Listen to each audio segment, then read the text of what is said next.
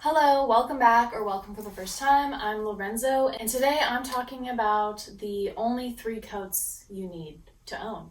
Obviously, where you live has a lot of bearing on how many coats, what kind of coats you would need. If you live somewhere like, I don't know, Arizona, you're not going to need the same things, but I've considered all of those things when choosing the 3 coats I think you should own. Part of my thought process is even if you live in a warm environment, you likely have to travel to other places, or maybe you likely want to travel to other places that might be colder. So it's just kind of good to have 3 coats on hand to just get you through the basics of any kind of cold weather. And obviously, these are my opinions of the 3 coats I think you should own. Everybody has different styles and different, lifestyles, so that'll affect what you want. But I think this is just a good starting point to start thinking about it if you are someone who's looking to invest in some coats. So to start with, I'm going to say you need to have a trench coat. There are so many different styles of trench coats. I mean, you can have them cropped, you can have them full length, really endless possibilities of what a trench coat is. But to me, a trench coat is just a chic day coat that you can really use for multiple occasions. They're typically lightweight. Some of them can have linings that you can take out for warmer weather and then put back in when it's colder. They're usually made of a cotton poly blend or just cotton. And they're typically in this kind of light, kind of stone white or beige kind of colors. But you can also get them in a multitude of colors like reds, purples, greens. They also can come in different, weather suitability. For example, you can get a linen trench coat if you're in a warmer environment, or you can opt for a wool trench coat in a colder environment. Unless you're in a very drastic environment, I would just suggest getting a cotton trench coat in a mid to lightweight fabric. And depending on your style, I would opt for a longer one that comes below your knees.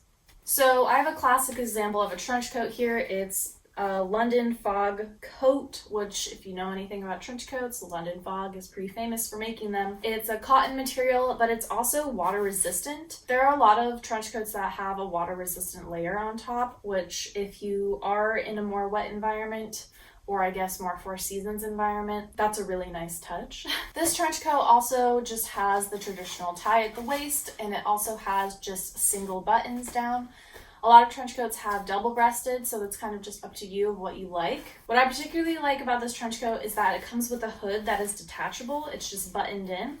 And since I live in a very rainy environment, having a hood is so incredible. I think it's pretty hard to find a hood on a trench coat unless you're buying a more tactical or outdoorsy brand. I particularly love the color of this trench coat too. It's not white, it's more of a stone or a very, very light khaki. It goes with a lot of the clothes and outfits that I wear, but it really lends itself to spring and summer kind of tones. But I can still wear it in the winter as kind of my light coat. The trench coat I wear the most often though is this Lord & Taylor vintage coat. And I tend to wear this one more because it doesn't have a waist tie. It flares out from the bust and then has a nice flare all the way down to my lower calf. And I like that look because I can wear a bunch of layers underneath and it doesn't affect the outside shape of my outfit. I also really like this kind of darker tan color.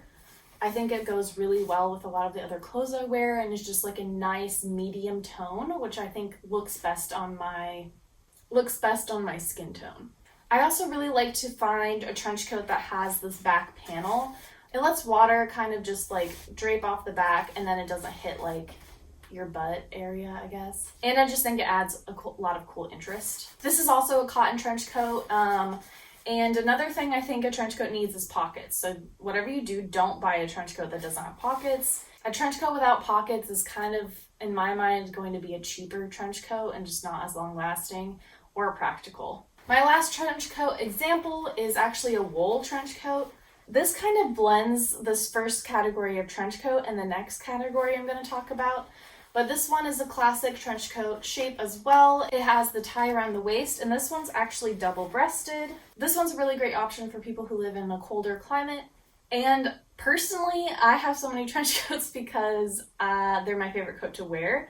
But I also like having the color variety. Like this dark one goes really well with a lot of darker, more winter colors that I tend to wear, whereas the beige tones tend to go better with like my fall and spring outfits. I also really like having the two different styles of like the single button and then the double breasted, because the double breasted gives a really nice lapel, kind of an open chest. So you can play a lot with like what you're going to put there, like a scarf or just like whatever neckline you want to highlight. All of my trench coats I thrifted, but I'll try to link some similar ones that I'd recommend if you're looking to buy one. Okay, moving on to the second type of coat I think you should own. This is what I'm going to be calling like the evening coat or the fancy coat. And really it's just a coat that you can wear with, you know, fancier outfits or evening wear. I think that this is really an important coat to have, even if it's a coat maybe you don't wear a ton, because nothing is worse to me than showing up in a beautiful dress to a wedding or to an event and then wearing like a crusty like daytime coat with it. It just really throws off the whole look, and I definitely prefer to have a cohesive look even with what I have to wear as just outerwear. Because even though I'm probably going to be taking it off like during the event, there's been tons of times where an outdoor event becomes really cold and I have to wear my coat over my like gown or just like fancy outfit, and it just feels so bad to me. I think if you wanted to skip on a coat, you could probably skip on this coat if you never go to anything formal or nice. But I think that's a sad kind of life to live, so I'm going to be definitely recommending getting a coat like this. So there's tons of different options, again, of what a fancy coat means to you. To me, my fancy coat is going to be something that I can wear in the winter time, because that's when I'm wearing a coat over an outfit to an event. In the summer, I don't even bother with a coat, so I don't need it to work for the summer or spring. So my fancy coats are going to be in a really nice material. I prefer wool. You might want to get like a cotton or a silk would be crazy for a fancy coat, but it's a cool, I don't know, could work for a warmer climate. So the first coat that I'm going to talk about is this Everlane coat. It's a kind of cropped wool pea coat. And the reason why I think this qualifies as like a fancy coat or a evening coat is because of the thick wool material and just the classic shape. I can wear this over like a slip dress, a suit, what have you, and it'll look really polished. It has very clean lines. And this one I particularly like because it's a little more stylized than a traditional pea coat with the cropping. And this giant lapel really makes a statement, and that's something that I really like. I also like that it's in a light to medium gray, which means it can go with a lot of different colors in my wardrobe. And again, it has pockets, which I think is just a requirement for a good coat. I also like that it's cropped because I think it works really well in the springtime, as well as like the fall and winter. Sometimes a fancy coat looks a little odd in the spring because they tend to be heavier if they're going for a wool look. If you don't wear a lot of light colors, I might recommend getting a coat like this in a black or a deep navy, because I think it'll look a little more polished than a lighter coat. Lighter coats tend to be more of a daytime look, but since I wear a lot of different like mid to light colors, I think it looks really nice in an evening. The other example I have of a fancy coat is this kind of caramel alpaca coat. It has a really beautiful drape, and similar to my trench coat, it has a flare from the bust all the way down to the hip. So it gives a lot of room underneath for you to wear different layers or chunky blazers. It's really, really nice for wintertime because I can wear a jacket underneath it and it looks still like completely flat and polished. I also really like this color because it goes really well with like blacks and darker colors, but it equally also goes really nice with light colors. So this is kind of like my supreme fancy coat. It's my go-to. I also really like the length of it because it passes like my bum area and goes kind of to like right above my knee, which I think is a flattering length for me. And again, pockets, just it's necessary. This coat definitely feels a lot more luxurious than this pea coat because of how soft it is and how drapey it is. A fancy coat would also be a really great opportunity to introduce like a power color. For example, if like a lot of your like more evening or fancy attire is black, which I think for a lot of people it is, having a brightly colored or just like deeply colored coat I think looks really awesome. Like imagine like this coat in like a cranberry. It really makes a statement if you're in a more, if your evening attire tends to be a bit more neutral. So again, both of these coats were thrifted, but you can find similar coats to this on Everlane's website, just not this exact style. And then I'll also link a couple of just like other coats that I've seen that I think fit the fancy evening box. The last category for coats I think you should own is the puffer coat.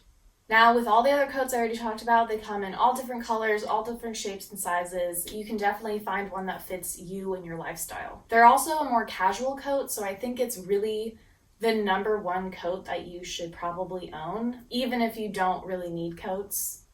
You can get them in synthetic or, like down fills. They can be extremely warm, but they can also be a great addition for like travel or just like a light layer. For example, I have this Patagonia puffer coat, which honestly has seen better days. A lot of the down is now like gone, but I'm still getting as much use out of it as I possibly can before some of the holes get too big that it just isn't worth it. But the reason I've had this coat for so long is that it's perfect to pack on trips. It can squeeze down into such tiny sizes and can really fill any nook and cranny in your suitcase or backpack. It's also great because I can wear it in more active environments like going on a hike or going running, but I can also have it as a layer with just normal everyday attire. Now, this is definitely not a coat I would wear in more fancy occasions, but that's why I've already suggested you have a fancy coat. I really liked this style because it was just a normal hip length coat. It has pockets, like 3 pockets, which again, totally necessary in a puffer coat. And just really any coat, you should have pockets. I don't know how many times I'm going to say pockets in this video, but you need them. I also really liked this coat because it had a bold color. And I know that's not for everyone, which is why I'll talk about the next coat after this, but I appreciate a bold color because a lot of the clothes I wear are more neutral. But specifically, this color is kind of one of my power colors. I have a lot of different items in this color, and it just tends to work really well with all the other colors that I wear. I think if you live in a warm environment like Arizona or, like Australia or something like that, you only get one coat. This is probably the kind of coat that you should get because it's a light layer, but it can provide a ton of warmth when you need it. It's also really easy to take off and then tie around your waist if you get too hot or pack in a bag. The one thing that I personally would want to change when I repurchase this style of coat is to have a hood that's maybe a zip off. And that's because I live in a rainy environment and it gets cold sometimes. So I definitely like the ability to have a hood when I want it. It also just makes it a little more versatile for me when packing to go on trips. Like, I took this coat to Iceland, and the one thing I really wished is that it had a hood because it did rain a lot, but also it was kind of cold, and I don't always want to wear a hat, so having a hood to take on and off is just like a really nice thing.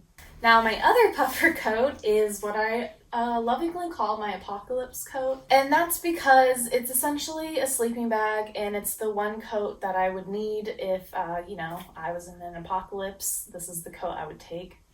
It has a removable hood, which, is necessary for me. It also came with like a fur trim on the hood that you can take on and off, and because it's winter and it rains a lot during winter here, I take off the fur hood because I hate when that gets wet. This is an Eddie Bauer coat, and I would definitely recommend getting their coats for more extreme weather conditions. Again, it has zippered pockets, which I think is really key because you can actually like keep things in there like your wallet and you don't have to worry about it falling out. It has buttons and a zipper, and the zipper is double, so you can open it from the bottom when you want more leg movement. It's also lined in a really warm fleece, so it's perfect for the colder weather conditions, but it's a little too hot if it's just, like raining and 60 degrees. I also bought this coat in a long so that it would go even longer than normal because I like to be completely warm everywhere when I'm cold. This coat goes down to my ankles, which for me is ideal, but I know other people might want a more cropped or just like knee-length coat. Knee-length puffer coats are really easy to find too, so if that's more your jam,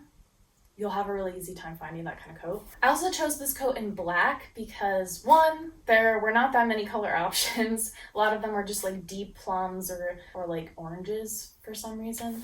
But I think black is really good for a really long puffer coat like this because again, it can go with multiple things in your wardrobe. If you don't wear black, you might want to opt for more of like a taupe or a color. But black is also just automatically more formal, so I can still wear this to work and feel polished. Yeah, this is just an extremely warm coat and definitely would recommend for anyone in, the northern hemisphere. I would not recommend this kind of coat for someone who lives in a warmer environment unless you regularly go to colder environments for travel. If I could change one thing about this coat, I would have purchased it in a size up because this one fits perfectly, but it's hard to layer underneath. So in general, unless you're buying an oversized coat, I would recommend sizing up if you want to put sweaters or blazers or something on underneath of them. So I did thrift this Patagonia, but of course you can go to their website and find a bunch of different ones that they have. The same with Eddie Bauer, you can find a bunch of puffer coats on their website, and I think about now they should be starting to go on sale. And I'll try to link similar ones to these two styles below. Okay, so those were the 3 coats I think you should own. I do have one bonus coat. This 4th kind of optional coat I think should really just lend itself to the environment that you live in. For me, it's a rainy environment, so rain jackets. I have this hip-length North Face raincoat. It has a hood, which, is imperative for a raincoat. Again, it has zipper pockets. It's very lightweight, so this is perfect for those warmer days when it's just pouring rain. And I really think a raincoat should be just super lightweight. And that way you can layer underneath if it's colder, but you can also just wear it when it's really hot and it just decided to downpour and you didn't want to get wet. The other raincoat style I tried was a longer one. It kind of went to above my knee. It had a waist tie, and this one's from Rains. I've had this for a few years, but it's not my favorite, and the things I would change about it are 1, get rid of the waist tie because I'm always layering clothes underneath of it, and it just gives me a really weird shape if I tie it at the waist. It's very weird and bulky and bulgy. So I'd rather just not have the waist tie and just have it streamlined straight. I also wish it had zippered pockets instead of this button flap, and I just wish it was longer. Like, if I'm wearing a raincoat like this, I want it to be completely to my ankle or as close to my ankle as possible because I don't want any part of my outfit getting wet. So if you're in serious rainfall territory, I definitely recommend getting as long of a raincoat as possible, and make sure that your hood has either like a lip or is adjustable in some way so that it can fit your head. That's my other complaint with this jacket, is that it just is too big for my head, so it only works if I'm wearing a hat underneath, which kind of defeats the purpose of a hood. If you're in a colder climate or maybe it doesn't rain as much, maybe you want to get another wool coat. In a warmer environment, you just might not need this coat at all. And then if you're more of a style girly, I would suggest getting a leather coat. Okay, that is all I have for today. Let me know if you agree or disagree with the 3 types of coat I recommend you own. If you have a suggestion that you think I should have talked about, let me know. If you like this video, please like and subscribe because I make videos every week about style, fashion, thrifting, and if you're into that kind of thing, I'd love to have you around. I hope you have a wonderful day, and I will see you next week with another video. Tschüss!